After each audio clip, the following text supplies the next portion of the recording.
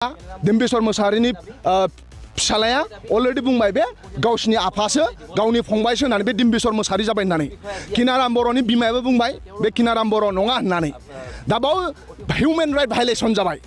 दा ओंखायनो Assam human right कमिसनखौ जों नोंथांमोननि चेनेलनि गेजेरजों अनुरोध खालामनो नागिरो बे हिउमेन राइट भायलेसन जानायाव जा सास्ति मोननो नांगौ बे मोननो नांगौ 2 नम्बर खोथा जाय उदालगुरिनि पुलिसा Biswa Sharma दाय गैयै मानसिखौ बाव लाबोनानै हाबा जानो ओंखारबोनाय मानसिया बाव फैनानै उदालगुरियाव बे जायगायाव बिथाङा गावथार जाफैबाय जाय बे पुलिसा बे दायखौ मावदों दाय गैयै सुबुंखौ गावथारबाय बेनि थाखाय बे उदालगुरिनि पुलिसखौ गोख्रैनो सास्ति होनो नांगौ फास्ट ट्रेकआव लांनानै बेखौ केस जानो नांगौ आरो बे बाव मा होनो सास्ति मोननो नांगौ 3 नम्बर नखरा Biswa Sharma साथाम गथ' गथायनि बिफामोन दा मुन्जु मोसाहारिया फिसाया गैला बिथांना गावथार जाबाय उन्दैसिन गथ'आ मेट्रिक परीक्षा होगोन देग्लाय ओंखायनो बिथाङा गोथै देहाखौ गोथै सोलेरखौ लानानै गावनि न'आव लांगोन माखासे जोंनि रीति नियम दङ बिनि थाखाय आसाम पुलिसा आसाम सरकारा मुन्जु मोसाहारिनो 1 कोटी फैसा होनो नांगौ जिहेतु सासेल' बिथांमोना सर्स दंमोन बिफायानो बिथांमोनखौ फेमिलिखौ नायोमोन दिनै बिथांमोनाव जाय नायग्रा दायित्व लाग्रा फेमिलिनि हेडआ गावथार जाबाय नखराव 1 कोटी फैसा होनो नांगौ आरो Biswa मोसाहारिनि 3 खुदिया दङ बिनिनो सोरबा सासेनो नखरा सोलिनायनि थाखाय बिमाया सोलिलांनायनि थाखाय फंबाया फरायनांगौनि थाखाय सोरबा सासेखौ दान मोनसेनि गेजेराव साख्रि थिसनना होनांगौ नखरनि सुबुंनो मा आसा होगोन माने जुदि माबाया दायनिगिरि नंमारामोनबा पुलिसा जिबायदि नङा होननानै प्रमाण माबा जाहैबाय निश्चय सरकारनिफ्राय बिथांनो क्षतिपूरण निश्चय होगोन बेवहाय पुलिसनि जिखिनि रिपर्ट बे मथेबा जायखौ सिखाव होननानै गावथारनाय जादों बिथांमोना आर्मस बाहायदोंमोन होननानै रिपर्ट दं खारन पुलिसा इनजुर्ड जानाय बाथ्रा दं बेनिखायनो दा जुदि पुलिसा इनजुर्ड जामारदोंबा निश्चय बिथाङाबो हाथियार दैदोंमोन बिथांजोंबो हाथियार दंमोन आरो पुलिसा हाथियारखौ अरायबो हाथियारजोंनो काउन्टारखौ होयो सिलाइ बाहायलायदों दाखालि बावैसो नैबे थाव डिपो माबानाय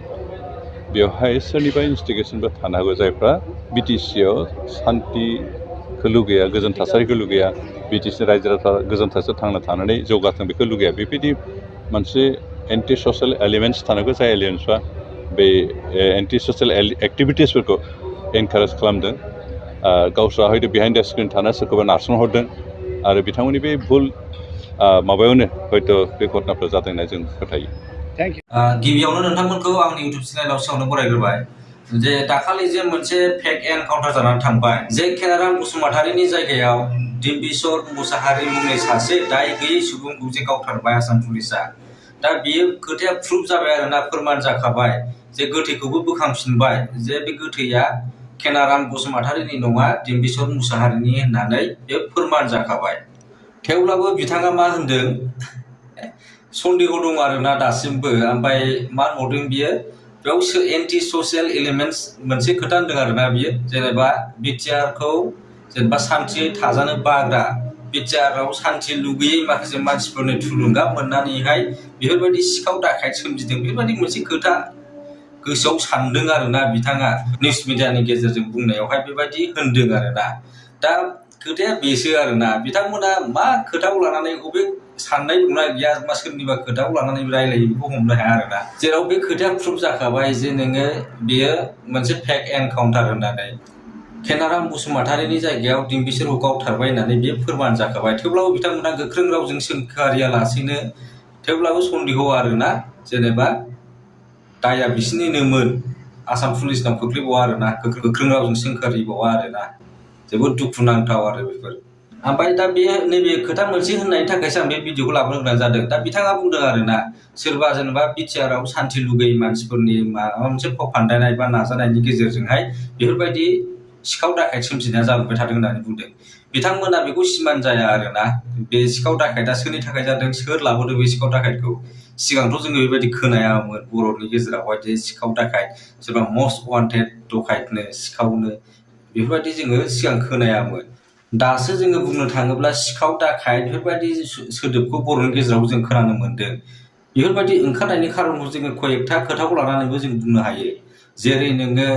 सिगां BTC आवहाय नोङो टार्गेट फरगेट साख्रि होनो हानाय जोंहा पावार दङमोन नाथाय बिटिआर एकर्ड जानाय लोगो लोगोनो जोंना बे पावारा गैला आरोना थांजोब्बाय जेनेबा गासिबो डिपार्टमेन्टआनो लांफिनजाजोब्बाय साख्रिखौनो होनो हाला BTआर आवहाय ओमफ्राय खामानि दामानिखौबो नोङो मोजाङै मावनानै जानो हाला जोंनि बर'फ्रा दा बेफोरबायदिनि थाखायनो जोङो खामानि दामानि गैया उदैखौ सुफुंनो थाखाय माबा मोनसे नांगोन आरोना थाखा फैसा बिनि थाखायनो बेबायदि गोबां सोमजिदों आरोना जों बुंनो हायो